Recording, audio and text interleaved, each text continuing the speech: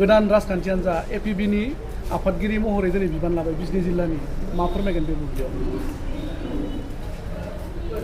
नंगौ आङो बुंनो थाङोब्ला आङो मोनसे समाव एनडिएफबिमोन एनडिएफबिनिफ्राय फैखांनायनि उनावहाय हाग्रामा महिलारी सारनि दैदेननाय बिपिएफआव आङो थानानै गोबाव सम आं खामानि मावदोंमोन। खिन्थु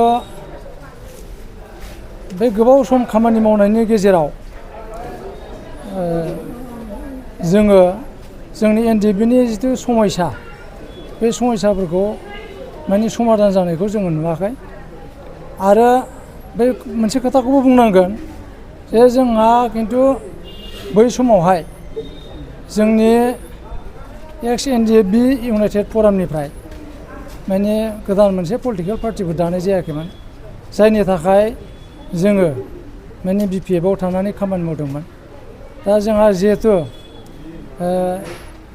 एक्स एनडिएफबि इउनाइटेड फरामनिफ्रायनो जिहेथु एपिबि मोनसे पलिटिकेल पार्टि दाबाय, गतिके बे एपिबि पलिटिकेल पार्टिखौ एक्स एनडिएफबि इउनाइटेड फरामानो जोनोम होबायब्ला जोंनो जोनोम होबायब्ला गतिके जों जोनोम होखांनायनि उनावहाय जों बे पलिटिकेल पार्टियावनो थानानै मावनाया जोंनि खामानि होननानै आं सानो। आरो बे पलिटिकेल पार्टिखौ गिदिर गोलाव खालामनाया बे जोंनिनो खामानि। गतिके बे पार्टियाव थानानै जोङो माने राजनैतिक भाबै जोंनि जि एनडिएफबिनि समयसाफोर बे समयसाफोरखौ जोङो समाधान खालामनो होननानै जोङो बिपिएफनिफ्राय नैबे एपिबिआव जयेन जानानै दा प्रेसिडेन्ट बिबानखौ लाबाय। आथिखालाव खुंथायाव इउपिपिएल आरो बिजेपिनि दङ सरकार, नाथाय खुंथायाव थानाय हान्जाखौ सायख'वालाबानो नैबे गोदान राजखान्थि हान्जायाव थानानै नोंथाङा रायजोफोरनि थाखाय माबायदि खामानि मावलांगोन होननानै सानो?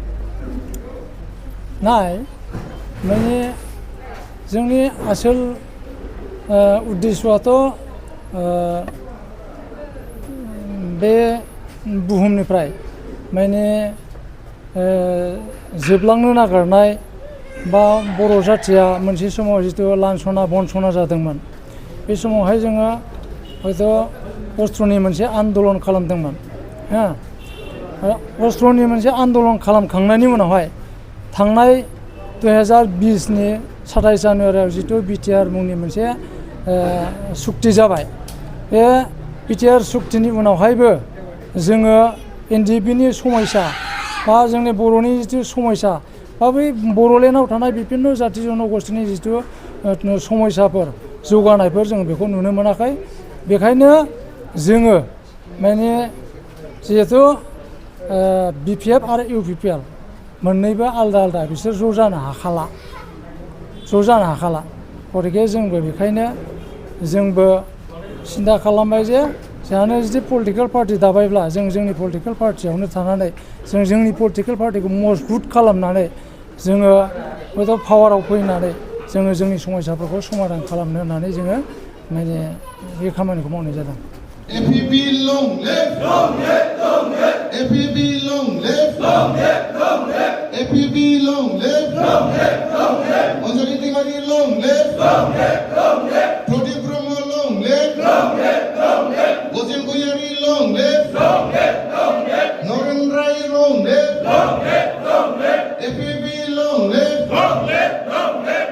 Goजोन्थों। आंनि बेखौबो जिरायनो थाखाय खावलायनाय थाबाय आरो